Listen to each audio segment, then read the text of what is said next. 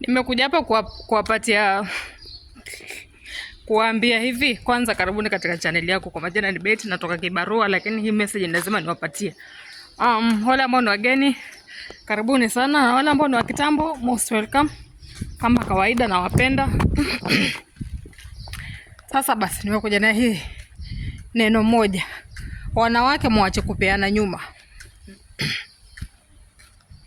Sawa? Wanawake muache kupeana nyuma kwa sababu ya kufurahisha mwanaume. Okay? Hiyo ndio ni topic yangu ya leo. The reason why hii generation ya saizi haijipatii heshima. Ona, haijipi heshima. Mnajikosea kwa sababu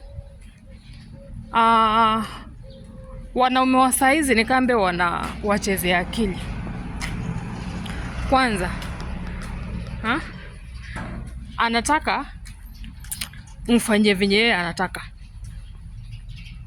na ukikataa it's like ni kambe yeye amekubebea dunia ama pumzi. So nikasema mwache kupeana nyuma. Sehemu za siri za nyuma, sehemu ya mwanamke ya kupeana ya kujistiri ni mbele peke yake. Sawa? Kwa sababu wakati ule utakapokuwa unafanya tendo la ndoa kawaida, wewe uko pale unamfresh yule mwanaume, lakini pengine amekupatia madawa ya kulevya, ama pengine amekwambia nyuma ndo ni kutamu, kwa sababu wanaume wa siku hizi wengi wamejificha, lakini hiyo tabia wanaipenda sana. Sawa?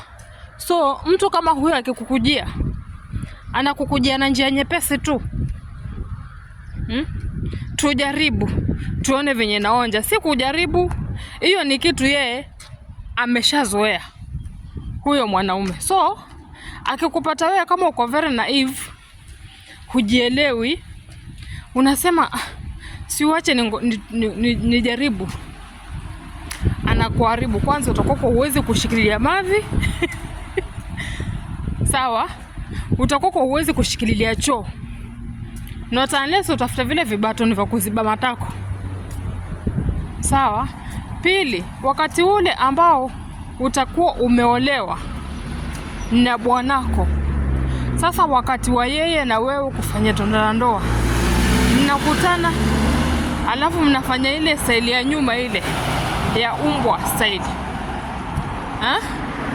Mnafanya ile style ya nyuma ile. Kumbuka shimo la nyuma huwa halijizibi, si kama kuma. Kuma inajizibanga. Kuma inajiziba. Kuma inakuwa tighten, lakini kule nyuma haina zile nini yetwaje, mishipa ya kujiregesha nyuma, ya kujiregesha ikakuwa tight. Haina matako, hayana, tuseme nitahitaji ni matako huko nyuma. Haina hizo mishipa. Tumeelewana? Lakini uke wa mwanamke huwa uko kama elastic, kama kawaida. Hata ukizaa leo, uzae leo, baada ya wiki mbili, kama utakuwa unajitunza vizuri na maji ya moto na mafuta ya nazi, unajitekea, uke wako unarudi sawa. Lakini kwa nyuma, nasema kwa nyuma haiwezi rudi, hairudingi nyuma, hairudi ikakuwa tight. Hata ufanye nini wewe, ukishajibenua tu hivi, jua shimo liko vile vile. Sasa inategemea ni saizi ya mwanamume gani aliyekuingia nyuma. Sasa itakuwa ni aibu kwako, utakuwa huwezi peana dog style kwa mpenzi wako. Kwa sababu gani? Unaona aibu. Manake wewe unaweza kuwa pengine hujijui, lakini yule mwenye atakuwa yuangalia, yuko kule nyuma, wale huwa wanachunguza. Wale huwa wanaangalia kila kona. Ona, Mwanaume akikisha kubendisha tu hivi, akisha kupigisha kona ya kuangalia hivi, yeye anakusoma kila kitu mahali ulipo. Sasa niambie, pengine umebend, umeenda chini, alafu umemwachia kila kitu kiko wazi, alafu sasa kule nyuma kuko hivi. Atakuwa na labda na wewe kweli, atakuwa hana hamu na wewe. Tuseme tu ile kweli. Huyo mwanamume atakuwa hana hamu na wewe, na anaweza kuchukua tu kwanza, kama ni kitambara, kama ni handkerchief yake, kama ni tissue yake, akajifuta na akatoka akaenda. Ukajiuliza, kwani huyu mbona kumeendaje? Kwani nimemkosea? Hujamkosea, ni yale ule aliyoyaona huko nyuma. Wanawake ni yale ambayo ameyaona kule nyuma. Sawa? Ameona akashtuka. Akajiuliza, kwani kunaendaje? So wakati ule utakapokuwa unafanya tendo la ndoa na kabla uolewe, kabla uolewe, unaweza kuwa pengine unafanya hivyo kwa sababu unataka yule wa kukuoa akukute wewe ni bikra bado. Akukute wewe ni bikra bado. Lakini hata kukuta wewe ukiwa uko bikra, lakini kule kwa matako kuko wazi, hata wahi kufurahia. Never. Atakuvunja ungo hiyo ibikra yako unayosema, na akishamaliza akuache. Sasa utakuwa ni aibu ya kila mwanaume akisha kutongoza, anaona wewe una kwako huna maana yani.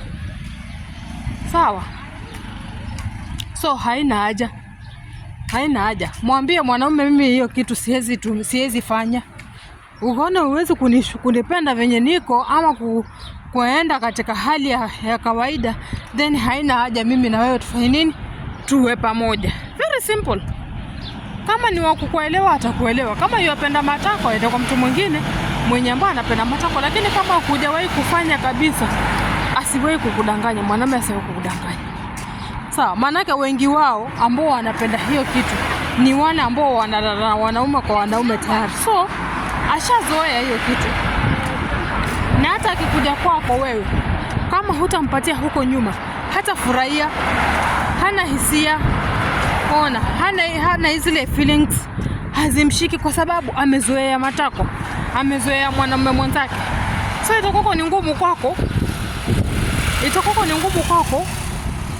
kumfurahisha yule mwanaume mpaka aende katika ile hali yake ambayo ashaizoea, so that anaweza kumwaga, anaweza kufurahia, anaweza kufika kileleni. Sasa amekupata wewe mwanamke, pengine amekulewesha, ama amekukunywisha pombe, ama amekupatia vitu ambazo hazifai, ili sasa uweze kwa nini, uweze kwa laini, ufanye venye wewe anataka, ama amekuahidi pesa nyingi ambazo pia wewe hujawahi kuzipata katika maisha yako. Mwambie hizo pesa achana nazo, acha kwa sababu atakuwa amekuharibia maisha yako, na hutawahi kwenda kwenda hata hospitali uende ukashona kukuwa tight tena. Never. Matako hawezi, mkundu hawezi kukuwa tight, never, hawezi. Lakini kama ni kuma unaweza kwenda kufanya operation ikaregeshwa nyuma na ikakuwa sawa. Wakati ukishazaa, umepasuliwa, unashonwa stitches kama zako 5-4, unafanya nini, kuma inarudi sawa. Wakati ukaenda kujishughulikia na maji ya moto na mafuta na kukula vizuri na kujifanyia exercise, kuma inarudi sawa. Lakini matako haiwezi. Matako itakuwa shimo ni hilo, umeliona hivyo. So karibuni tena katika channel yangu. Mimi nilikuwa nataka kutoa ujumbe, lakini wanawake tujichunge sana. Ukiona mwanamume amezoea kutombesha wanaume mwenzake na amekuja kwako kukuomba matako, jua tu huyo ni gay. Jua tu huyo mwanaume ni mtu amezoea kutoomba mwanamume mwenzake. That is it. Haina hata ya kuuliza maswali mengi. Hiyo ndio ni jibu, na hiyo ndio ni ukweli wenye uko. Karibuni tena. Nawapenda.